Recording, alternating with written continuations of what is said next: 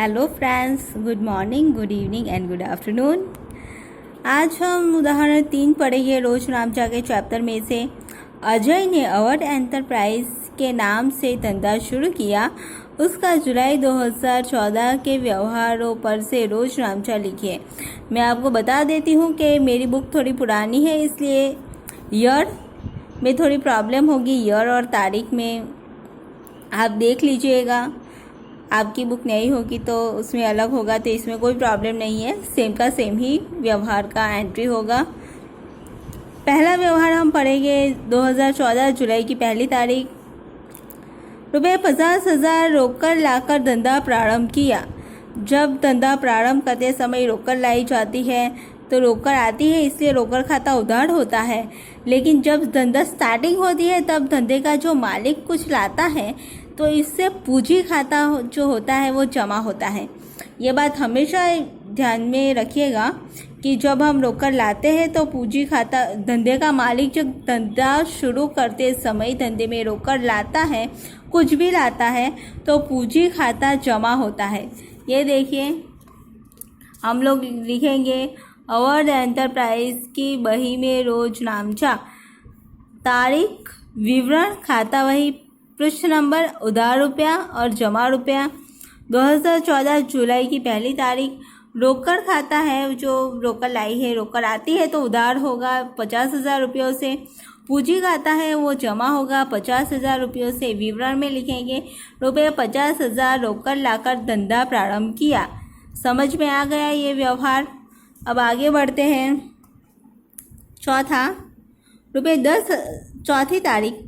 रुपये 10,000 का माल स्टॉक, रुपये 2,000 का फर्नीचर तथा रुपये 30,000 का देनदार धंधे में लाया। तो लिखेंगे कुछ भी लाते हैं, माल स्टॉक खाता उधार 10,000 रुपये से, फर्नीचर खाता उधार 2,000 रुपये से, देनदार खाता उधार होता है। याद रखना, जो देनदार खाता है वो हमेशा उधार होता है 30,000 रुपयों से। इसका टोटल जो भी धंधे में लाएंगे वो जमा होगा पूंजी खाते में, पूंजी खाते का। ओके, इसका टोटल करेंगे और जमा में लिखेंगे 42,000। विवरण में लिखेंगे रुपये 10,000 का माल स्टॉक, 2,000 का फर्नीचर तथा 30,000 के देनदार धंधे में लाया। अगर मालिक कुछ भी लाता है वो पूंजी खाते में जमा होता है। मैंने आपको आगे भी बोला है। तारीख 10। रुपये 20,000 की बाइक रुपये 15,000 में बेचकर 10,000 धंधे में लाया। बाइक की कीमत है 20,000, बेचता है 15,000 में, लेकिन धंधे में कितना लाता है? सिर्फ 10,000 रुपये। तो धंधे में कितने आएंगे? सिर्फ 10,000 रुपये। तो हम सिर्फ 10,000 की ही एंट्री करेंगे। ये 15,000 और 20,000 हमारे कुछ काम का नहीं है। जो धंधे में आता है हम धंधे की लिख रहे हैं बही। ओके, धंधे का रोज नामचा लिखेंगे। तो 10,000 रुपयों से रोकड़ आती है, इसलिए रोकड़ खाता उधार होता है, और मालिक धंधे में लाता है इसलिए पूंजी खाता जमा होगा। देख लीजिए, रोकड़ खाता उधार 10,000 रुपयों से और पूंजी खाते का 10,000 रुपयों से। समझ में आया? निजी बाइक बेचकर वो 10,000 धंधे में लाया। समझ में आया? आगे बढ़ते हैं। तारीख 14। रुपये 6,000 का निजी लेना और 4,000 का देवा धंधे में लाया। अब ये बात ये अच्छे से समझना। लेना का मतलब होता है देनदार। लेना मतलब देनदार, और देनदार हमेशा उधार होता है, इसलिए देनदार 6,000 रुपये से उधार होगा। और 4,000 का देवा धंधे में लाया। देवा मतलब लेनदार, लेना मतलब देनदार, देवा मतलब लेनदार। जो लेनदार होता है वो हमेशा जमा होता है, तो 4,000 रुपये जमा हो गए। देखते हैं इसमें। 14 तारीख। देनदार खाता उधार 6,000 रुपयों से, लेनदार खाता उधार जमा 4,000 रुपयों से। अब बचा जो ये दो के बीच का तफावत कितना है? 2,000। 6,000 देनदार है, लेनदार है 4,000, तो 2,000 का तफावत है वो पूंजी खाते में जमा होगा। समझ में आया? देनदार खाता उधार 6,000 रुपयों से, लेनदार खाते का 4,000, पूंजी खाते का 2,000। विवरण, निजी लेना है 6,000 और रुपये 4,000 का देवा धंधे में लाया। तो पूंजी ज़्यादा देनदार है, इसलिए पूंजी खाता जमा होगा 2000 रुपयों से।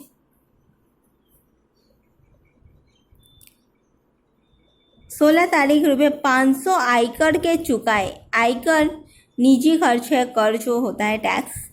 तो निजी खर्च जो होता है वो आहरण खाता उधार होता है, हमें पता है, हमने आहरण खाते वाला आगे भी पढ़ा है। तारीख 16, आहरण खाता उधार और आयकर के 500 रोकड़ में चुकाएंगे, इसे रोकड़ खाता जमा होगा। रोकड़ जाएगी तो जाएगी मतलब जमा।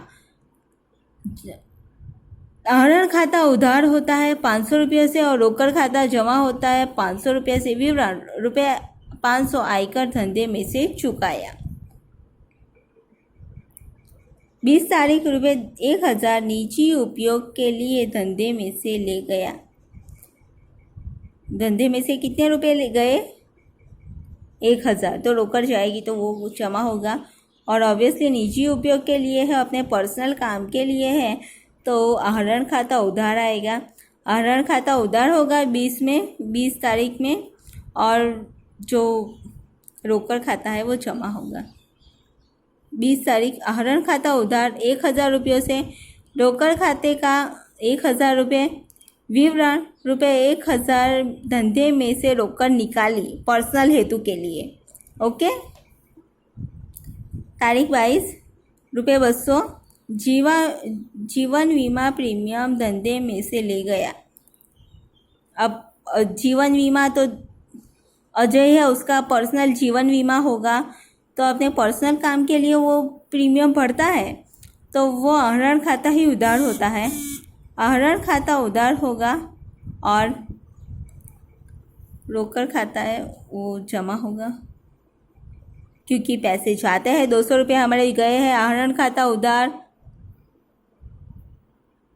200 रुपये से और रोकड़ खाते का 200 रुपये। रुपये 200 जीवन बीमा प्रीमियम धंधे में से चुकाया इसका। ओके। तारीख 25 रुपये 400 का माल निजी उपयोग के लिए धंधे में से ले गया। रुपये 400 का माल अपने निजी उपयोग के लिए धंधे में से ले गया, तो माल जाएगा और रुपये 400 ले गया तो आहरण खाता उधार होगा अपने निजी उपयोग के लिए। तो इसमें 25 आएगा। आहरण खाता तो उधार ही होता है 400 रुपयों से, और खरीद खाता खाते का यहाँ पे माल ले जाता है, इसलिए खरीद खाता आएगा। खरीद खाते का 400 रुपये। रुपये 400 का माल निजी उपयोग के लिए ले गया। अब आते हैं तारीख 31। पुत्र की कॉलेज की ट्यूशन फीस रुपये 500 धंधे में से चुकाई।